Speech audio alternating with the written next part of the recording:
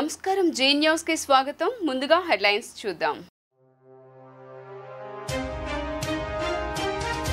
ఆంధ్రప్రదేశ్ రాష్ట్ర 16వ అసెంబ్లీ సమావేశాలు నేటి నుంచి ప్రారంభం తొలి రోజున నూతనంగా ఎన్నికైన శాసనసభ్యులు ప్రమాణ స్వీకారం శపథాలు చేసి మరీ సగర్వంగా సభలోకి అడుగుపెట్టిన చంద్రబాబు పవన్ కళ్యాణ్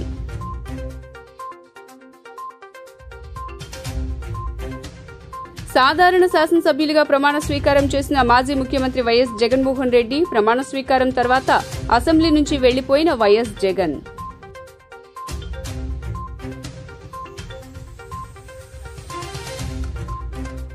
రాష్ట్ర నూతన డీజీపీగా బాధ్యతలు స్వీకరించిన ద్వారకా తిరుమలరావు మంగళగిరి రాష్ట్ర డీజీపీ కార్యాలయంలో హరీష్ కుమార్ గుప్తా నుంచి బాధ్యతలు స్వీకరించిన తిరుమలరావు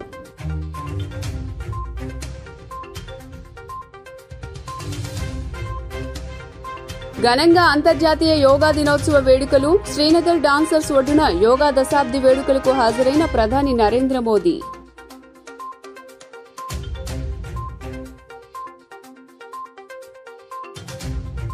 నీట్ యూజీసీ పరీక్షల్లో జరిగిన అవినీతి అవకతవకలపై నిరసిస్తూ దేశవ్యాప్తంగా కాంగ్రెస్ ఆందోళనలు విజయవాడ ధర్నాలో పాల్గొన్న APCC chief Sharmila NEET paper leak విషయంలో సీఎం చంద్రబాబుతో పాటు మాజీ సీఎం జగన్ స్పందించాలంటూ డిమాండ్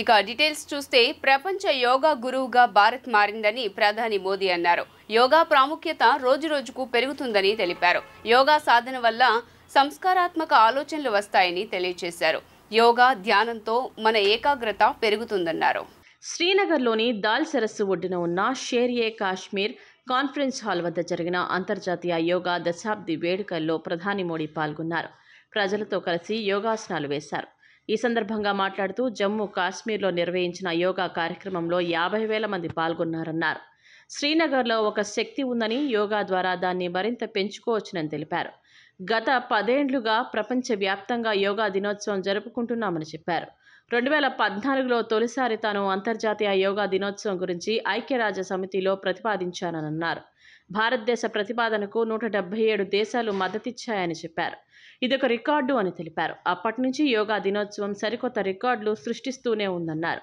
విదేశాల్లో యోగా చేసేవారి సంఖ్య క్రమంగా పెరుగుతుందని వెల్లడించారు యోగా నేర్పేందుకు వందల సంఖ్యలో సంస్థలు వెలిశాయన్నారు జర్మనీలో ప్రస్తుతం 1.5 మంది నిత్యం యోగా చేస్తున్నారని తెలిపారు యోగా నేర్పే మహిళలకు పద్మశ్రీ పురస్కారం కూడా దక్కిందన్నారు మన దేశంలోని అనేక వర్సిటీల్లో యోగా కోర్సులు ప్రారంభించాయని చెప్పారు యోగా ఇవాళ కోట్ల మందికి దైనందిన కార్యక్రమైందే యోగా ప్రాముఖ్యతను అనేక దేశాల నేతలు తన్ను అడిగారని వెల్లడించారు యోగా వల్ల శారీరకంగా మానసికంగా మార్పులు వస్తాయన్నారు నేడు 10వ అంతర్జాతీయ యోగా దినోత్సవం సందర్భంగా ప్రతి ఒక్కరూ తమ జీవితంలో యోగాను భాగం చేసుకోవాలని కోరుతున్నానని చెప్పారు యోగా దినోత్సవం సందర్భంగా ప్రపంచం నలుమూలలా యోగా చేస్తున్న అందరికీ శుభాకాంక్షలు తెలిపారు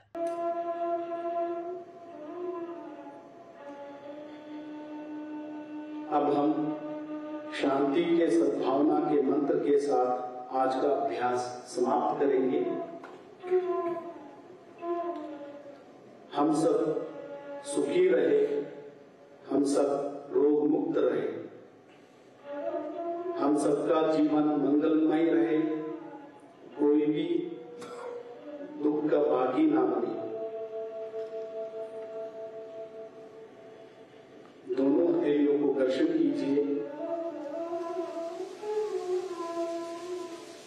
कोमलता से दोनों हथेलियों को चेहरे के ऊपर और आंखों पर स्पर्श कीजिए और धीरे धीरे पलकों को झपकाते हुए कोमलता से दोनों आंखों को खोलिए और सामान्य स्थिति में आइए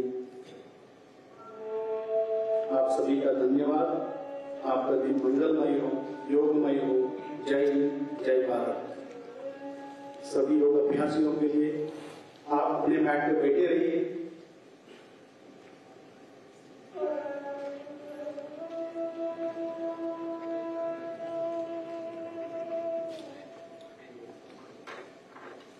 जाने दीजिए सबको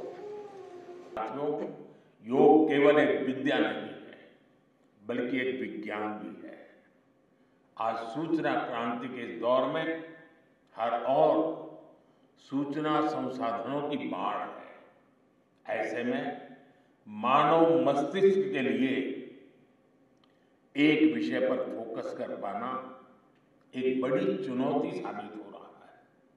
इसका भी निदान हमें योग से मिलता है।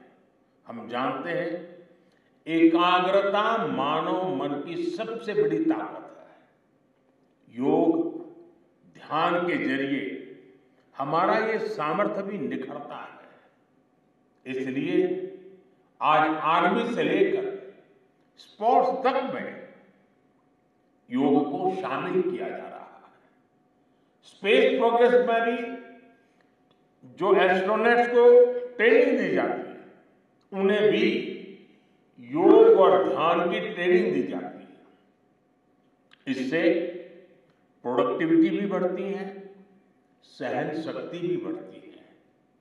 आजकल तो कई जेलों में कैदियों को भी योग कराया जा रहा है ताकि वो सकारात्मक विचारों पर अपने मन को केंद्रित कर सके।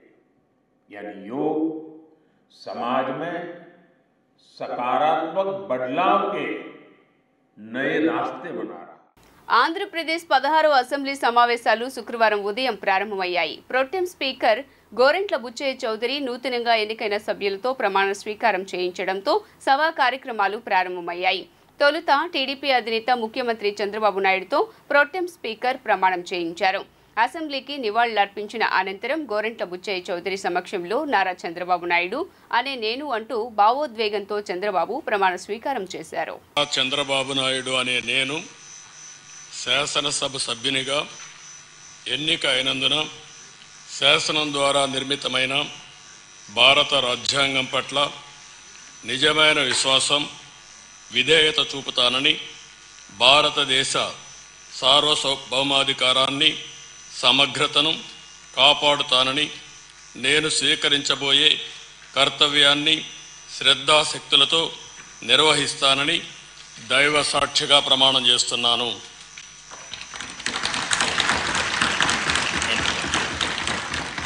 ఆంధ్రప్రదేశ్ శాసనసభ సభ్యుడైన నారా చంద్రబాబు నాయుడు అనే నేను సభ నియమాలకు కట్టుబడి ఉంటానని, వాటిని అనుసరిస్తానని, సభా మర్యాదలను పాటిస్తానని, సాంప్రదాయాలను గౌరవిస్తానని దైవ సాక్షిగా ప్రమాణం చేస్తున్నాను. కొణిదెల పవన్ కళ్యాణ్ అనే నేను అంటూ జనసేనాని చట్టసభలో కరతాళ ధ్వనుల మధ్య శాసనసభ్యునిగా ప్రమాణ స్వీకారం చేశారు. ఆయనతో పాటు జనసేన తరపున గెలిచిన నాదెండ్ల మనోహర్, కందుల దుర్గేష్ ను ప్రోటెం స్పీకర్ గోరెంట్ల బుచ్చయ్య చౌదరి ప్రమాణ స్వీకారం చేయించారు. ఆంధ్రప్రదేశ్ రాష్ట్ర గౌరవ శాసనసభ్యుడిగా ఉప ముఖ్యమంత్రి పవన్ కళ్యాణ్ శుక్రవారం ప్రమాణ స్వీకారం చేశారు. ప్రోటెం స్పీకర్ గోరంట్ల బుచ్చయ్య చౌదరి పవన్ కళ్యాణ్తో ప్రమాణం చేయించారు. సభ ప్రారంభం కాగానే గౌరవ స్పీకర్ సభ్యులందరికీ సభా సంప్రదాయాలు వివరించి ప్రమాణ స్వీకారానికి ఆహ్వానించారు. మొదట ముఖ్యమంత్రి నారా చంద్రబాబు నాయుడు ప్రమాణ స్వీకారం చేశారు. తర్వాత ఉప ముఖ్యమంత్రి పవన్ కళ్యాణ్ని స్పీకర్ ప్రమాణ స్వీకారానికి ఆహ్వానించారు. పవన్ కళ్యాణ్ శాసనసభ్యుడిగా ప్రమాణ స్వీకారం చేసేందుకు లేచి నిలబడగానే సభలో ఉన్న సభ్యులంతా గౌరవ సూచకంగా నిలబడి కరతాళ ధ్వనులతో హర్షాతిరేకలు వ్యక్తం చేశారు. కొణిదెల పవన్ కళ్యాణ్ అనే నేను శాసనసభ్యునిగా ఎన్నికైనందున శాసనం ద్వారా నిర్మితమైన భారత రాజ్యాంగం పట్ల విధేయుడిగా ఉంటూ విధులు నిర్వహిస్తానని దైవసాక్షిగా ప్రమాణం చేశారు. అనంతరం పవన్ కళ్యాణ్ గారికి ప్రోటెం స్పీకర్ శుభాకాంక్షలు తెలిపారు. అసెంబ్లీ కార్యదర్శి పవన్ కళ్యాణ్తో రిజిస్టర్లో సంతకాలు స్వీకరించారు. సభలో అడుగుపెట్టగానే ముఖ్యమంత్రి చంద్రబాబు నాయుడు, ఉప ముఖ్యమంత్రి పవన్ కళ్యాణ్ పరస్పరం ఆలింగనం చేసుకుని శుభాకాంక్షలు తెలుపుకున్నారు. శ్రీ పవన్ కళ్యాణ్తో పాటు పౌర సరఫరాల శాఖ మంత్రి నాదెండ్ల మనోహర్, పర్యాటక సినిమాటోగ్రఫీ శాఖ మంత్రి కందుల దుర్గేష్ శాసనసభ్యులుగా ప్రమాణ స్వీకారం చేశారు. కొణిదెల పవన్ కళ్యాణ్ అనే నేను శాసనసభ సభ్యుడిగా ఎన్నికైనందున శాసనం ద్వారా నిర్మితమైన భారత రాజ్యాంగం పట్ల నిజమైన విశ్వాసం, విధేయత చూపుతానని, భారతదేశ సార్వభౌమాధికారాన్ని, సమగ్రతను కాపాడుతానని, నేను స్వీకరించబోయే కర్తవ్యాన్ని శ్రద్ధాశక్తులతో నిర్వహిస్తానని దైవ సాక్షిగా ప్రమాణం చేస్తాను.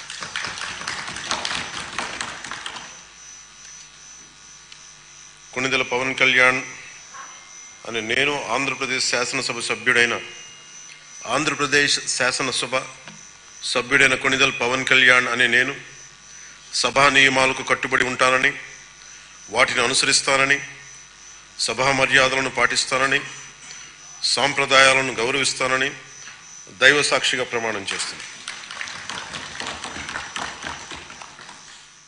CM Chandrababu, deputy CM Pawan Kalyan, ఇతర మంత్రుల తర్వాత వైసీపీ అధినేత జగన్ ఎమ్మెల్యేగా ప్రమాణ స్వీకారం చేశారు. వాస్తవంగా ఆల్ఫాబెటిక్ ఆర్డర్లో సాధారణ ఎమ్మెల్యేగా ప్రమాణం చేయాల్సి ఉంది. కానీ వైసీపీ అభ్యర్థన మేరకు ఆయనతో ముందుగానే ప్రమాణం చేయించారు. 2024 ఎన్నికల్లో ఘోర పరాజయం మూటకట్టుకున్న వైసీపీ కనీసం ప్రతిపక్ష హోదా కూడా దక్కించుకోలేదు. దీంతో ఆయన సాధారణ ఎమ్మెల్యేగా కొనసాగాల్సి వస్తుంది.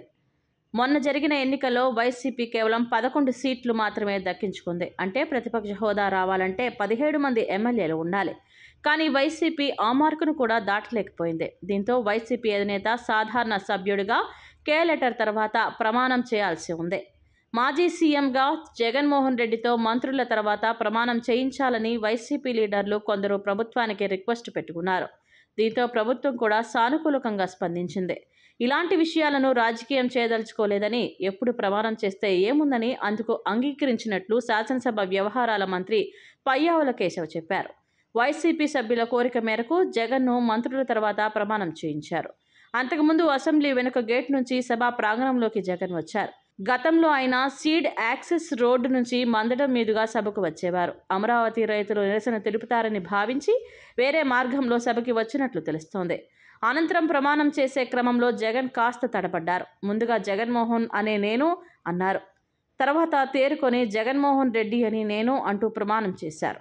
అనంతరం అందరికీ అభివాదం చేసి ప్రోటెం స్పీకర్ వద్ద అభినందనలు అందుకున్నారు. ప్రమాణ స్వీకారం చేసిన తర్వాత సభలో కాసేపు కూర్చొని సభ నుంచి బయటకు వెళ్ళిపోయారు. వైఎస్ జగన్మోహన్ అనే నేను, జగన్మోహన్ రెడ్డి అనే నేను శాసనసభ సభ్యునిగా ఎన్నికైనందున శాసనం ద్వారా నిర్మితమైన భారత రాజ్యాంగం పట్ల నిజమైన విశ్వాసం, విధేయత చూపుతానని, భారతదేశ సార్వభౌమాధికారాన్ని, సమగ్రతను కాపాడుతానని, నేను స్వీకరించబోయే కర్తవ్యాన్ని శ్రద్ధాసక్తులతో నిర్వహిస్తానని దైవ సాక్షిగా ప్రమాణం చేస్తున్నాను. ఆంధ్రప్రదేశ్ శాసనసభ సభ్యుడైన వైఎస్ జగన్మోహన్ రెడ్డి అనే నేను సభా నియమాలకు కట్టుబడి ఉంటానని, వాటిని అనుసరిస్తానని, సభా మర్యాదలను పాటిస్తానని, సాంప్రదాయాలను గౌరవిస్తానని దైవ సాక్షిగా ప్రమాణం చేస్తున్నాను. శ్రీమతి అదితి విజయలక్ష్మి గజపతిరాజు పూసపాటి. మంత్రి నారా లోకేష్ మంగళగిరి ఎమ్మెల్యేగా ప్రొటెం స్పీకర్ గోరింట్ల బుచ్చయ్య చౌదరి ఎదుట ప్రమాణ స్వీకారం చేశారు. రెండోసారి కూడా మంగళగిరిలో ఆయనకు ఓటమి తప్పదు అన్న వాళ్లకు లోకేష్ గెలిచి గట్టిగా సమాధానం చెప్పారని టీడీపీ శ్రేణులు ఆనందం వ్యక్తం చేస్తున్నాయి. కాగా లోకేష్తో పాటు హిందూపురం నుంచి హ్యాట్రిక్ సాధించిన నందమూరి బాలకృష్ణ స్పీకర్ ఎదుట ఎమ్మెల్యేగా ప్రమాణ స్వీకారం చేశారు. నారా లోకేష్ అనే నేను శాసనసభ సభ్యుడినైన ఎన్నిక అయినందుకు శాసనం ద్వారా నిర్మితమైన భారత రాజ్యాంగం పట్ల నిజమైన విశ్వాసం, విధేయత చూపుతానని, భారతదేశ సార్వభౌమ అధికారాన్ని, సమగ్రతను కాపాడుతానని, నేను స్వీకరించబోయే కర్తవ్యాలను శ్రద్ధాసక్తులతో నిర్వహిస్తానని దైవ సాక్షిగా ప్రమాణం చేస్తున్నాను. ఆంధ్రప్రదేశ్ శాసనసభ సభ్యుడైన నారా లోకేష్ అనే నేను సభ నియమాల్లో కట్టుబడి ఉంటానని, వాటిని అనుసరిస్తానని, సభ మర్యాదలను పాటిస్తానని, సాంప్రదాయాలను గౌరవిస్తానని దైవ సాక్షిగా ప్రమాణం చేస్తున్నాను.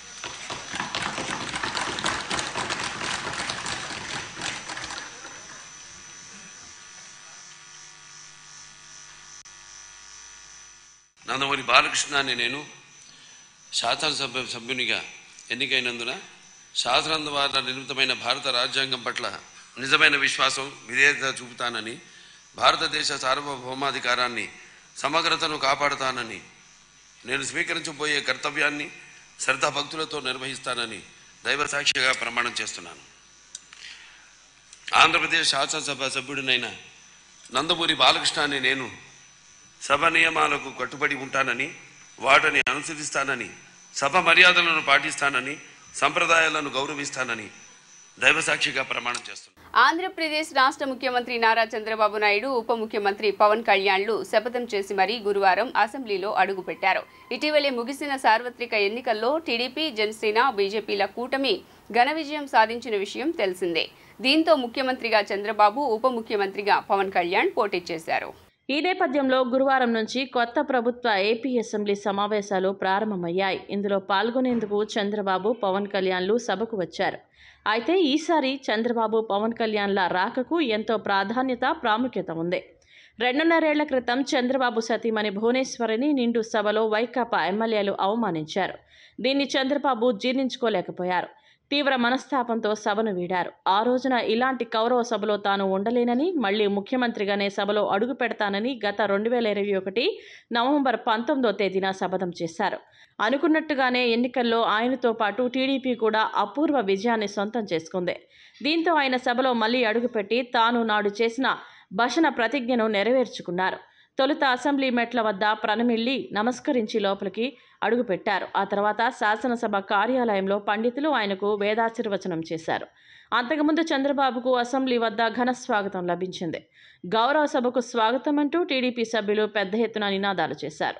అదేవిధంగా పవన్ కళ్యాణ్ కూడా సగర్వంగా సభలో అడుగుపెట్టారు. గత ఎన్నికల్లో పవన్ పోటీ చేసిన 2 స్థానాల్లోనూ ఓడిపోయారు. దీంతో పవన్ను లక్ష్యంగా చేసుకుని వైకాపా నేతలు పేటరేగిపోయారు. పవన్ను అసెంబ్లీ గేట్లు కూడా తాకనిమ్మమంటూ నోటికొచ్చినట్లు మాట్లాడారు. కానీ 2024 ఎన్నికల్లో వైకాపా ఓటమికి పవన్ కళ్యాణ్ ప్రధాన కారకుడయ్యాడు. అంతేనా, ఎన్డీఏ కూటమి ప్రభుత్వాన్ని అధికారంలోకి తెచ్చిన ఘనత కూడా ఆయనదే. ప్రాణం పోతున్న టీడీపీకి ఊపిరిపోశారు. 151 సీట్లున్న వైకాపాను అధపాతాళానికి తొక్కేశాడు. ఈ ఎన్నికల్లో కేవలం 11 సీట్లకే వైకాపా పరిమితమయ్యేలా చేయడంలో పవన్ కీలక పాత్ర పోషించారు.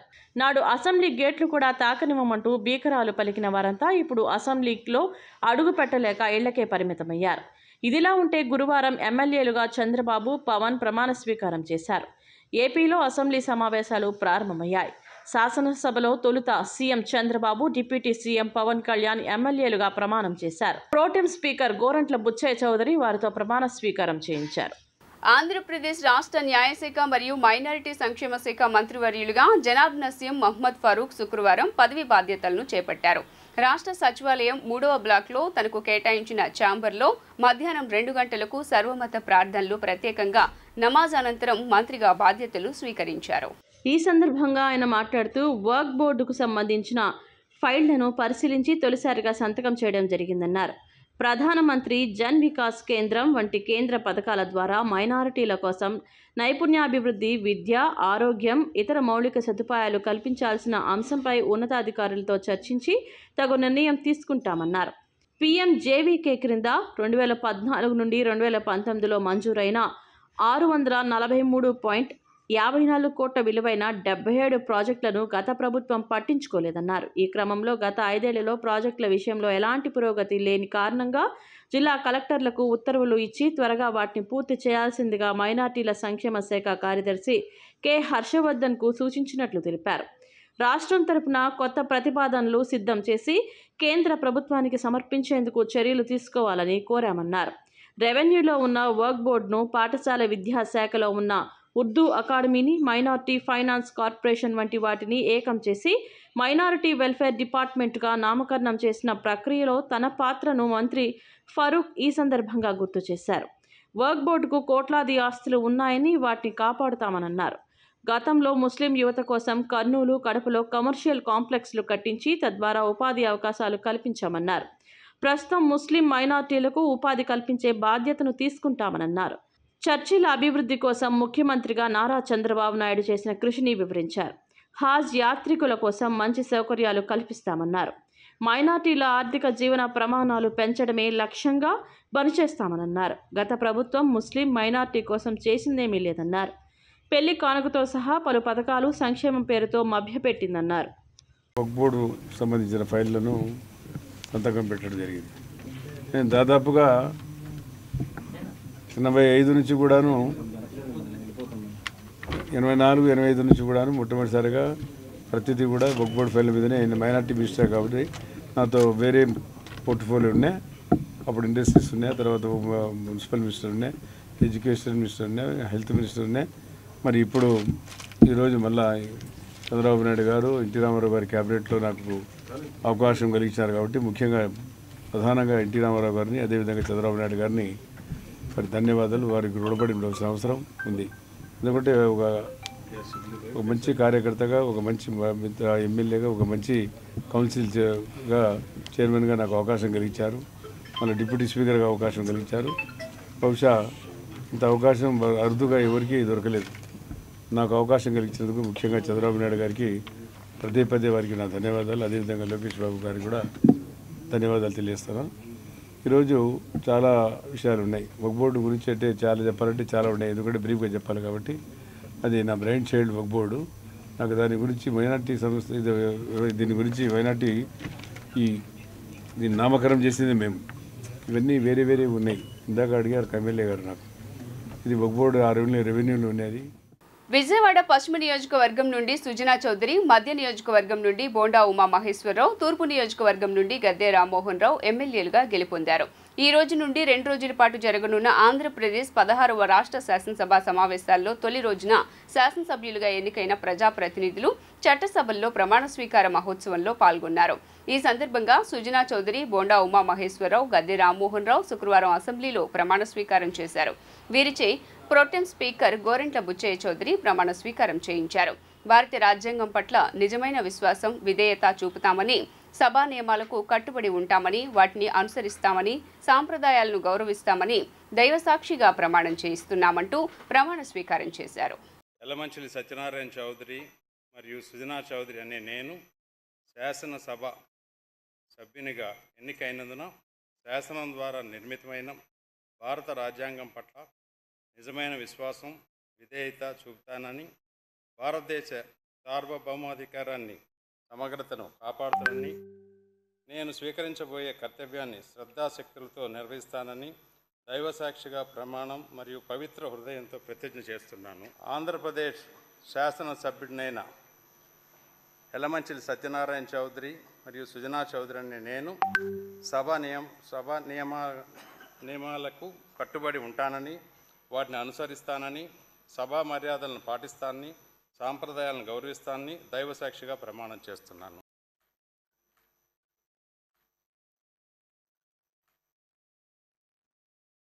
బోండా ఉమామహేశ్వరరావు అనే నేను శాసనసభ సభ్యునిగా ఎన్నికైనందున శాసనం ద్వారా నిర్మితమైన భారత రాజ్యాంగం పట్ల నిజమైన విశ్వాసం, విధేయత చూపుతానని, భారతదేశ సార్వభౌమాధికారాన్ని, సమగ్రతను కాపాడుతానని, నేను స్వీకరించబోయే కర్తవ్యాన్ని శ్రద్ధాశక్తులతో నిర్వహిస్తానని దైవ సాక్షిగా ప్రమాణం చేస్తున్నాను. ఆంధ్రప్రదేశ్ శాసనసభ సభ్యుడైన బోండా ఉమామహేశ్వరరావు అనే నేను సభ నియమాలకు కట్టుబడి ఉంటానని, వాటిని అనుసరిస్తానని, సభా మర్యాదలను పాటిస్తానని, సాంప్రదాయాలను గౌరవిస్తానని దేవుని సాక్షిగా ప్రమాణం చేస్తున్నాను.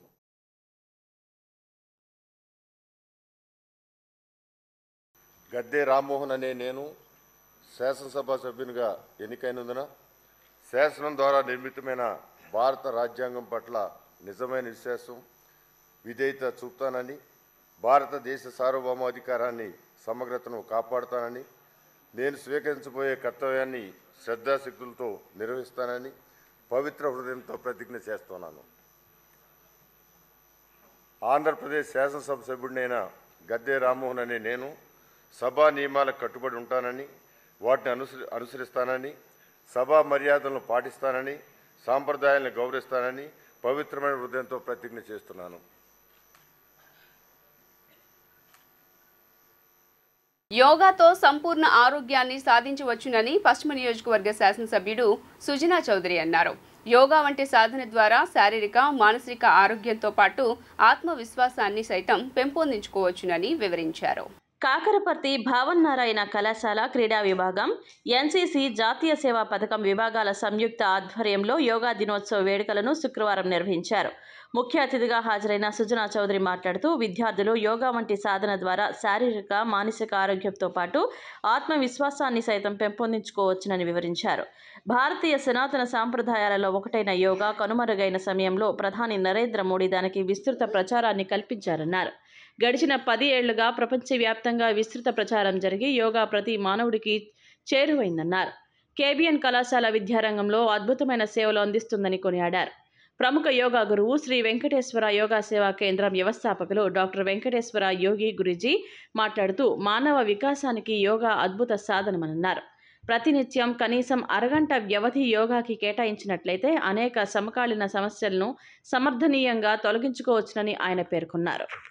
మన ప్రధానమంత్రి నరేంద్ర మోడీ గారు 10 సంవత్సరాల క్రితం తలపెట్టి ప్రపంచంలో ఉన్న దేశాలన్నిటితో కూడా సంప్రదించి ఈరోజు ఇంటర్నేషనల్ యోగా డే కింద డిక్లేర్ చేయించడం జరిగింది. ఎందుకంటే యోగా మూలాన అనారోగ్యం పడకుండా ఆరోగ్యంగా ఉండటానికి ఇది సర్వరోగ నివారణి అని తెలుసు. యావత్ మానవ జాతికి అది ఉపయోగపడాలని చెప్పి ఇంటర్నేషనల్ యోగా డే చేయించడం జరుగుతోంది. ఇక్కడ పిల్లలందరూ కూడా చక్కగా ఇప్పుడు యోగా చేస్తూ ఉన్నారు. మన భారతదేశంలో కూడా చాలామందికి యోగా ప్రాక్టీస్ అనేది గత 10 సంవత్సరాల్లో జరిగి ఈ యోగా మూలాన ఫ్యూచర్లో సిక్నెస్ రాకుండా ఉండటానికి, అంటే ప్రివెంటివ్ సిక్నెస్ అన్నమాట, దానికి చాలా ఉపయోగపడుతుందని చెప్పి ఇది నిర్ధారణ కూడా అయింది. అందరూ కూడా గట్టిగా ప్రాక్టీస్ చేయాలని చెప్పి, ఇంకా యోగా గురించి పశ్చిమ నియోజకవర్గంలో ఆన్లైన్ యోగా ఎలా చేయాలనే దాని మీద కూడా నేను డిస్కస్ చేసి అందరికీ కూడా యోగా అందుబాటులో పెట్టడానికి సాయశక్తిలో ప్రయత్నం చేస్తాను. ఆంధ్రప్రదేశ్ నూతన డీజీపీగా ద్వారకా తిరుమలరావు బాధ్యతలు స్వీకరించారు. మంగళగిరిలోని పోలీసు ప్రధాన కార్యాలయంలో ఇవాళ ఆయన బాధ్యతలు చేపట్టారు. ఏపీ నూతన డీజీపీగా సిహెచ్ ద్వారకా తిరుమలరావు బాధ్యతలు చేపట్టారు. గుంటూరు జిల్లా మంగళగిరిలోని రాష్ట్ర పోలీసు ప్రధాన కార్యాలయంలో ఆయన హరీష్ కుమార్ గుప్తా నుంచి ఆయన బాధ్యతలు తీసుకున్నారు.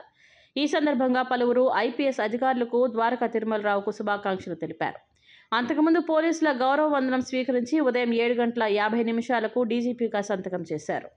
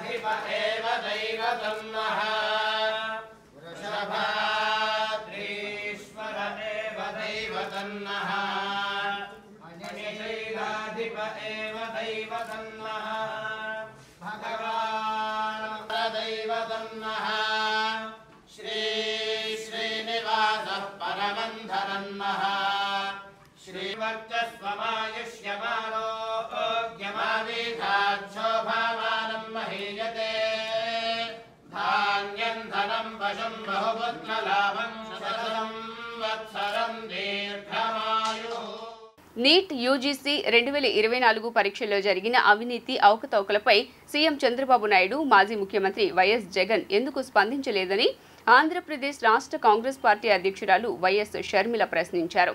ప్రత్యేక హోదాతో సహా అన్ని హామీలపై బీజేపీని టీడీపీ, వైసీపీ ప్రశ్నించలేదని ధ్వజమెత్తారు.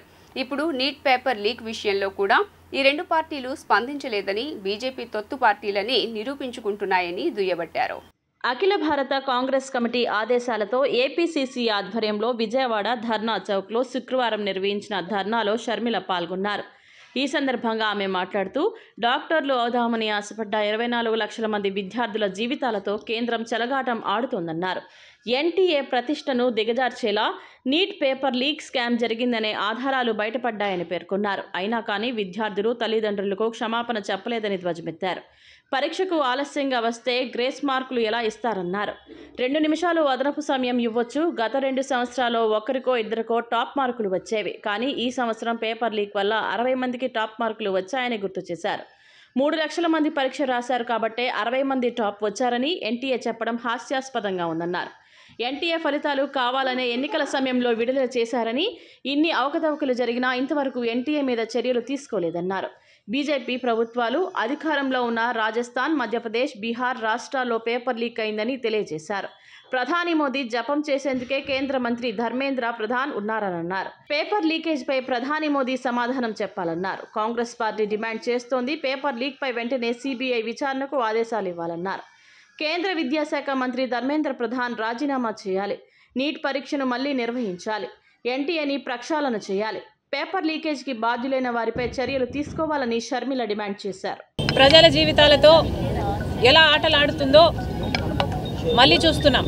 అసలు విద్యార్థులు వాళ్ళ కష్టము ఏది అక్కరలేనట్టు డాక్టర్ల కోసం డాక్టర్లు అవుదాము అని ఆశపడ్డ 24 లక్షల మంది విద్యార్థులతో బీజేపీ పార్టీ ఆటలాడుతుంది.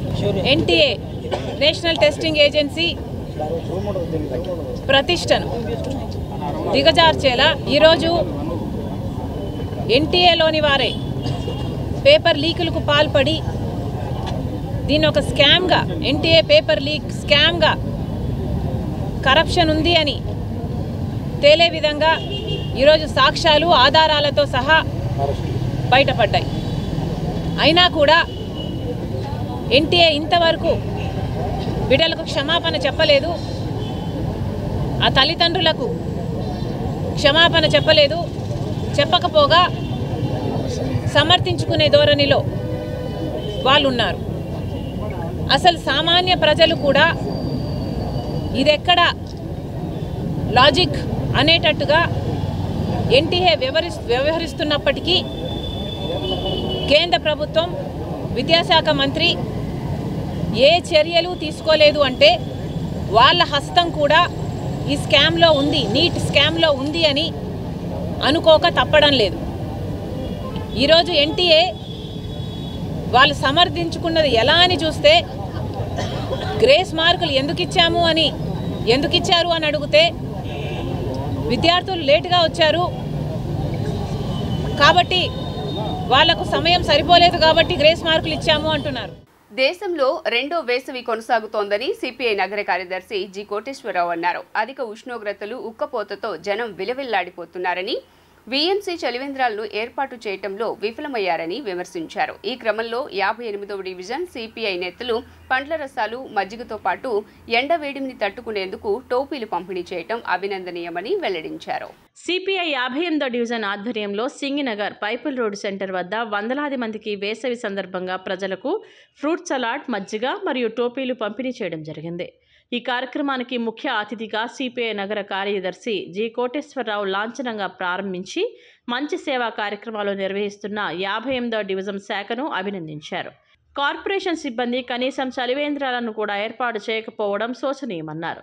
పన్నులు వసూలు చేస్తున్న ఉత్సాహం ప్రజల దాహార్తిని తీర్చే సౌకర్యాలు కల్పించడంలో లేదని అన్నారు. జూన్ మాసం నెలాఖరు వచ్చినప్పటికీ కూడా ఉష్ణోగ్రతలు విపరీతంగా ఉండటంతో పాదచారులు ఎవరూ కూడా నగరంలో సంచరించేటటువంటి పరిస్థితి లేనటువంటి స్థాయిలో ఎండలు ఉండటంతో విపరీతమైనటువంటి వడగాలుపులతో ప్రజలు తీవ్ర ఇబ్బందులు పడుతున్నటువంటి ప్రస్తుత తరుణంలో సిపిఐ 58వ డివిజన్ శాఖ ఆధ్వర్యంలో పాదచారుల్ని ఆదుకునే దానికోసం వడ తీవ్రత నుంచి వడదెబ్బ తగలకుండా ఉండేదానికోసం ఈ రోజున ఫ్రూట్ సలాడు, అలాగే మజ్జిగ పంపిణీ, వాటితో పాటు ఎండ తీవ్రం పడకుండా ఉండేటట్టుగా టోపీలు పంపిణీ చేసే కార్యక్రమానికి సిపిఐ 58వ డివిజన్ శాఖ కార్యక్రమం చేపట్టడం జరుగుతూ ఉన్నది. ఈ రకమైనటువంటి కార్యక్రమాలు నగరంలో నగరపాలక సంస్థ నిర్వహించాలి. అలాగే స్వచ్ఛంద సేవా సంస్థలు, వ్యక్తులు అందరూ కూడా ఇటువంటి సేవా కార్యక్రమాలని నిర్వహించడం ద్వారా ఎండ తీవ్రత నుంచి పాదచారులకు విముక్తి కలిగేటటువంటి అవకాశం ఉంటుంది. కాబట్టి ఆ వైపుగా ప్రజలు, స్వచ్ఛంద సేవా సంస్థలు కూడా కార్యక్రమాలు చేపట్టాలని చెప్పి ఈ సందర్భంగా విజ్ఞప్తి చేస్తూ ఈ కార్యక్రమం నిర్వహిస్తున్నటువంటి 58వ డివిజన్ సిపిఐ నాయకత్వాన్ని నగర సిపిఐగా అభినందిస్తూ ఈ ప్రాంత ప్రజలందరికీ కూడా ఈ అవకాశాన్ని వినియోగించుకోమని ప్రతి ఏటా నిర్వహించేటటువంటి ఈ కార్యక్రమంలో భాగంగా ఈ రోజున ఈ కార్యక్రమం మరి పైపుల్ రోడ్ సెంటర్లో నిర్వహించడం జరుగుతూ ఉన్నది. ఈ అవకాశాన్ని ప్రజలందరూ కూడా వినియోగించుకోవాలని ఈ సందర్భంగా విజ్ఞప్తి. కార్యదర్శి వర్గ సభ్యులు కేవి భాస్కర్ రావు మాట్లాడుతూ ప్రజాసేవా కార్యక్రమాలు తమ డివిజన్ 10 సంవత్సరాల నుండి నిర్విరామంగా చేస్తూ ముందుకు వెళుతున్నామని, గత కొద్ది కాలంగా ఈ ప్రాంతంలో కార్పొరేషన్ వారు మంచినీరు బదులు మురికినీరు వదులుతున్నారని, అంతేకాకుండా బోరు నీటిని సప్లై చేస్తున్నారన్నారు. అధికారులను ప్రశ్నిస్తే సప్లై సరిపోకపోవడం వల్ల బోరు నీరుని వదులుతున్నామని చెప్పడం విడ్డూరంగా ఉందని, మంచినీటి ఎద్దడిని నివారించాలని కోరారు. ఈ కార్యక్రమంలో నగర సమైక్య కార్యదర్శి పంచదార్ల దుర్గాంబ, స్థానిక కార్యదర్శులు ఎస్కే భాష, కంది ఆదినారాయణ మరియు CH Guravayya, T Brahmaji, P Nagaraju, Nageswara Rao, Vinay, KV Nirmala, Gruhalakshmi, చిన్నారులు యశ్విన్, యశ్విక, కన్నమ్మ, రాజ్యలక్ష్మి పాల్గొన్నారు. సిపిఐ 58వ డివిజన్ ఆధ్వర్యంలో ఈ రోజున పైపుల్లోడ్ సెంటర్ వద్ద భారత కమ్యూనిస్ట్ పార్టీ ఆధ్వర్యంలో ప్రజలకు, పాదచారులకు, అలాగే వాహనదారులకు, ఈ ప్రాంత వ్యాపారస్తులకు అందరికీ కూడా గత 10 సంవత్సరాల నుంచి కూడా నిర్విరామంగా ప్రజలకు మజ్జిగ, అలాగే పుచ్చకాయ మొక్కలు, బొప్పాసకాయ మొక్కలు, కరిపుచ్చకాయ మొక్కలు, ద్రాక్ష ఇవన్నీ కూడా పంపిణీ చేస్తున్నాం. అలాగే దానికి తోడు మరి ఈ వేడికి తట్టుకోలేకపోతున్నందుకు ప్రజలకు కూడా టోపీలు ఉచితంగా ఇవ్వటం జరిగింది. ఈ కార్యక్రమం కూడా నిరంతరం చేస్తూనే ఉన్నాము. సిపిఐ పార్టీ ఎప్పుడూ కూడా ప్రజా పోరాటాలు, ధర్నాలు కాకుండా సేవా కార్యక్రమాలు కూడా చేస్తూ ఉంటున్నాము. దానిలో భాగంగా ఈ రోజున చేస్తున్నాము. అయితే కార్పొరేషన్ వాళ్ళు ఈ సంవత్సరం ఎక్కడా కూడా చలివేంద్రాలు ఒక్కడ కూడా పెట్టలేదు, అసలే నామమాత్రంగా పెడుతున్నారు. దానికి తోడు ఈ సంవత్సరం అవి కూడా లేదు. స్వచ్ఛంద సంస్థలు మాత్రమే ముందుకు వచ్చి ఈ విధంగా చేస్తున్నాయి.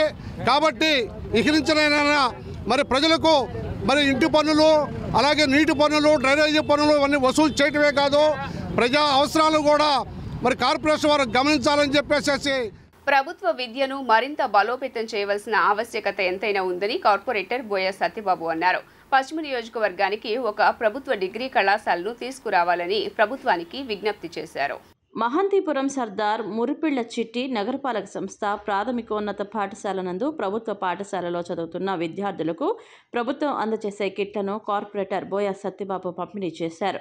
ఈ సందర్భంగా ఆయన మాట్లాడుతూ విద్యా వ్యవస్థలో మరిన్ని మెరుగైన మార్పులను తీసుకురావాల్సిన అవసరం ఉందన్నారు. గతంలో నాడు నేడు కింద సంవత్సరాల తరబడి పనులు జరుగుతూ ఉండేవని, అలా కాకుండా త్వరితగతిన పేరుకుపోయిన పనులు పూర్తి చేయాలని కోరారు. ఖాళీగా ఉన్న ఉపాధ్యాయ పోస్టులను భర్తీ చేయాలని కోరారు. ప్రభుత్వం అందించే విద్యను బలోపేతం చేయాలని, పశ్చిమ నియోజకవర్గంకు ఒక ప్రభుత్వ డిగ్రీ కళాశాలను తీసుకురావాలని ప్రభుత్వానికి విజ్ఞప్తి చేశారు. విజయవాడ 50 డివిజన్ మరిపిల్లి చిట్టి స్కూల్ నందు మన ప్రభుత్వ పాఠశాలలో చదువుతున్నటువంటి విద్యార్థులకి విద్యార్థుల యొక్క కిట్టు అంటే స్టూడెంట్ కిట్కి సంబంధించి టెక్స్ట్ బుక్స్, యూనిఫాము, అలాగే షూ, టై, సాక్స్, అలాగే బెల్ట్ ఇటువంటి అందజేయడం జరుగుతుంది.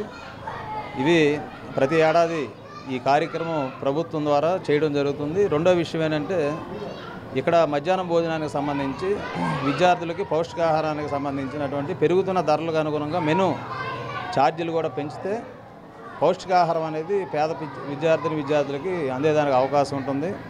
అలాగే గతంలో నాడు నేడు అనే పేరుతో ఒక బాత్రూమ్ నిర్మాణం చేయడానికి సంవత్సరం కాలం పాటు నడిచిన కార్యక్రమం, అలా కాకుండా ప్రయారిటీ ఆధారంగా స్కూలు మౌలిక సదుపాయాలు కల్పించేదానికి ప్రభుత్వం చొరవ తీసుకోవాలని మేము విజ్ఞప్తి చేస్తున్నాం. అలాగే ఖాళీగా ఉన్న టీచర్ పోస్టులు భర్తీ విషయంలో కూడా వెంటనే జరిగేలాగా ఈ విద్యా సంవత్సరం ప్రారంభం అవుతుంది కాబట్టి త్వరితగతిన ఖాళీ పోస్టులు కూడా భర్తీ చేస్తే విద్య అందరికీ అందేదానికి అవకాశం ఉంటుంది. అలాగే ఇంకా ఈ విద్యా వ్యవస్థలో మెరుగైనటువంటి శిక్షణ ఇప్పించే విధంగా, అలాగే విద్యార్థుల యొక్క ఆరోగ్య పరీక్షలు ఇటువంటివి కూడా నిరంతరం జరిగే విధంగా, పర్యవేక్షణ పెంచే విధంగా విద్యా వ్యవస్థలో మార్పులు తీసుకురావాలని, అందుకు అనుగుణంగా ప్రభుత్వం ఈ ప్రభుత్వ విద్యని బలోపేతం చేసే విధంగా చర్యలు తీసుకోవాలి.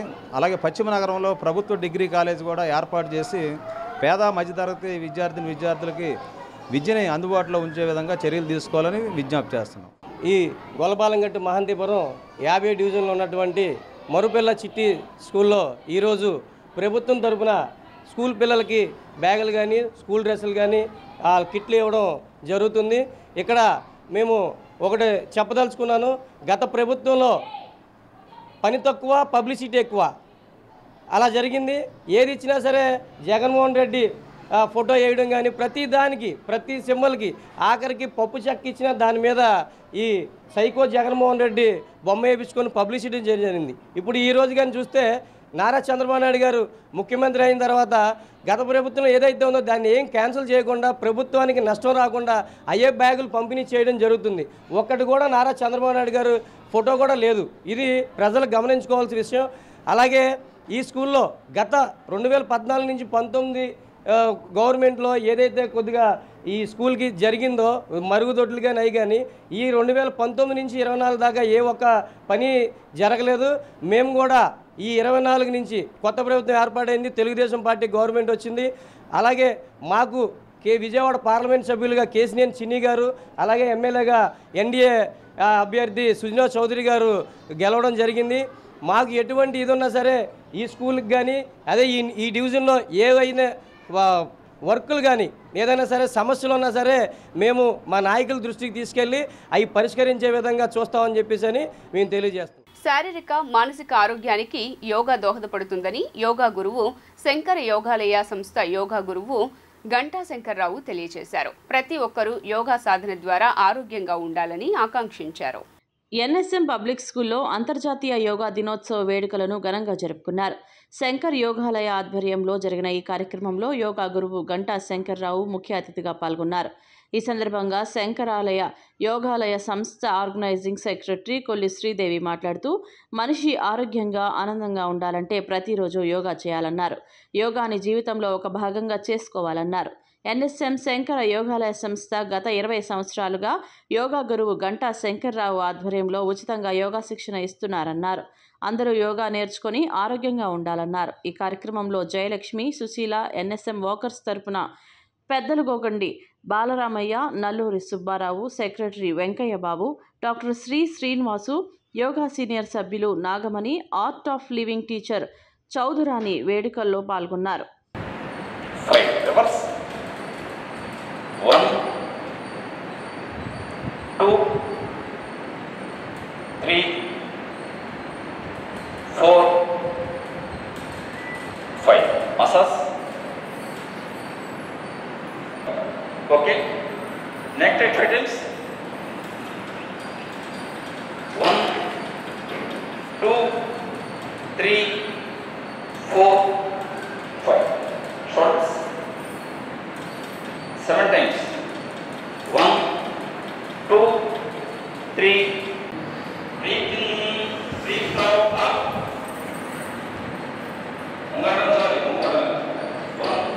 2 3 4 5 6 7 8 9 10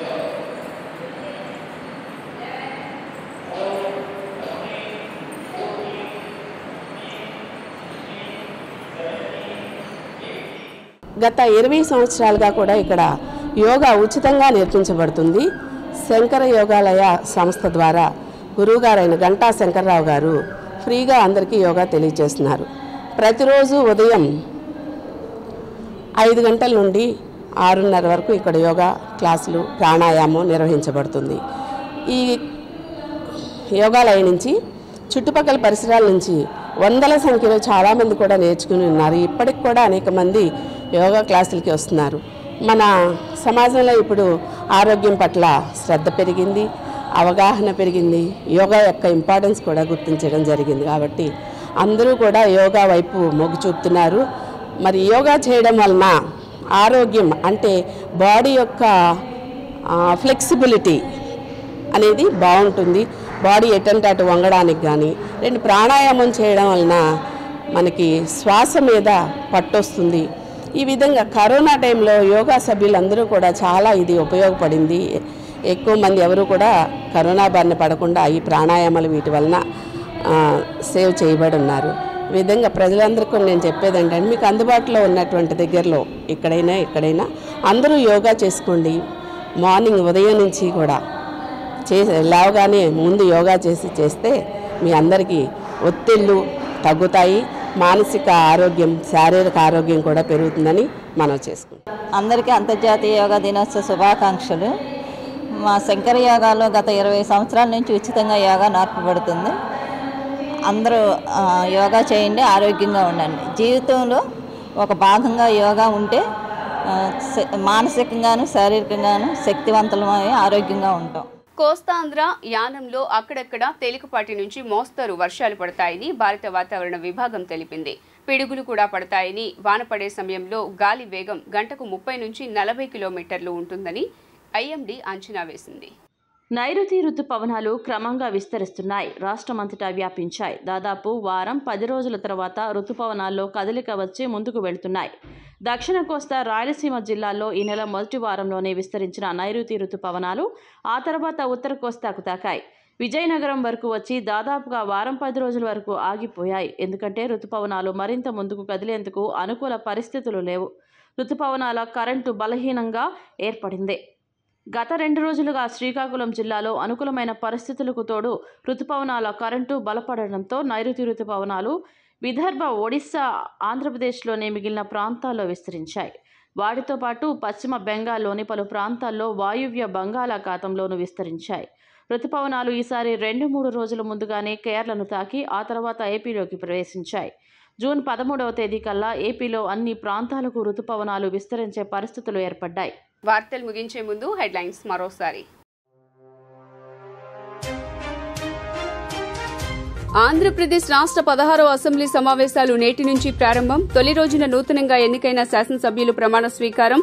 శపథాలు చేసి మరీ సగర్వంగా సభలోకి అడుగుపెట్టిన చంద్రబాబు, పవన్ కళ్యాణ్.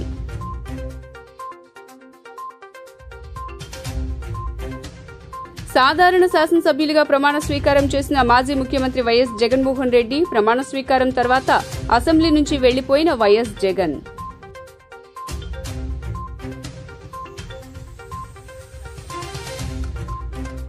రాష్ట్ర నూతన డీజీపీగా బాధ్యతలు స్వీకరించిన ద్వారకా తిరుమలరావు. మంగళగిరి రాష్ట్ర డీజీపీ కార్యాలయంలో హరీష్ కుమార్ గుప్తా నుంచి బాధ్యతలు స్వీకరించిన తిరుమలరావు.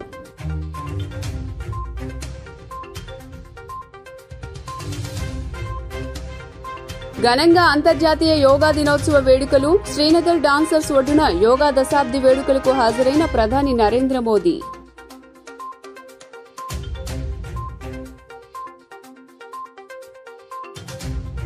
నీట్ యూజీసీ పరీక్షల్లో జరిగిన అవినీతి అవకతవకలపై నిరసిస్తూ దేశవ్యాప్తంగా కాంగ్రెస్ ఆందోళనలు. విజయవాడ ధర్నాలో పాల్గొన్న APCC chief Sharmila. NEET paper leak విషయంలో సీఎం చంద్రబాబుతో పాటు మాజీ సీఎం జగన్ స్పందించాలంటూ డిమాండ్. జీ న్యూస్ ఇంతటితో సమాప్తం. తిరిగి వార్తల్లో మళ్లీ కలుద్దాం. అంతవరకు సెలవు. నమస్కారం.